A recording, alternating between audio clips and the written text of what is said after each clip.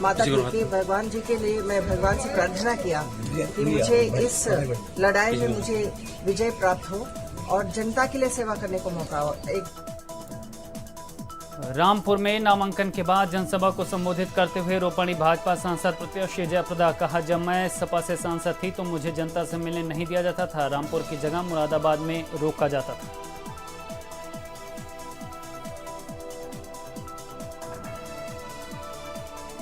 अयोध्या में राम मंदिर न्यास के प्रमुख महंत धर्मदास ने मायावती के बयान पर राम भगवान की मूर्ति से अपनी मूर्ति की तुलना करने वाले बयान पर प्रतिक्रिया देते हुए कहा कि अगर मायावती ऐसा करती हैं, अपनी मूर्ति और भगवान की मूर्ति को एक जैसा कहती हैं, तो ये महामूर्खता का काम है। भगवान राम के स्टेचू और अपना स्टेचू के एक साथ जोड़ती है तो ये महामूर्खता के बात है।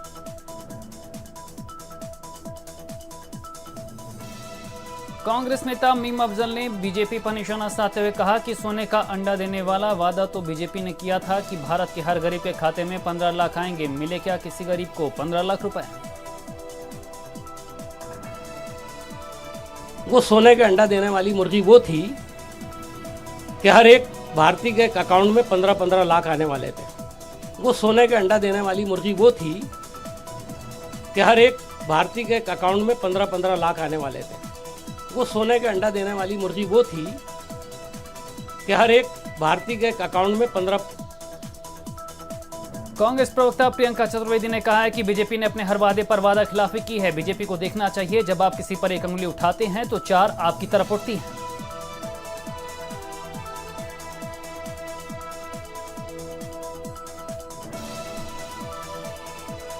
वादों में इन्होंने वादा खिलाफी की है। अपना रिपोर्ट कार्ड देने से पहले दूसरों पे उंगली उठाते हैं तो उनको ध्यान रखना चाहिए, एक उंगली जब दूसरों पे उठाते हैं 4 उंगली आपकी तरफ भी पॉइंट आउट कर रही हैं। सब वादों में इन्होंने वादा खिलाफी की है। अपना रिपोर्ट कार्ड देने से पहले दूसरों पे उंगली उठाते हैं तो उनको ध्यान रखना चाहिए, एक उंगली जब दूसरों पे उठाते हैं 4 उंगली आपकी तरफ भी पॉइंट आउट कर रही हैं। सब वादों में इन्होंने वादा खिलाफी की है।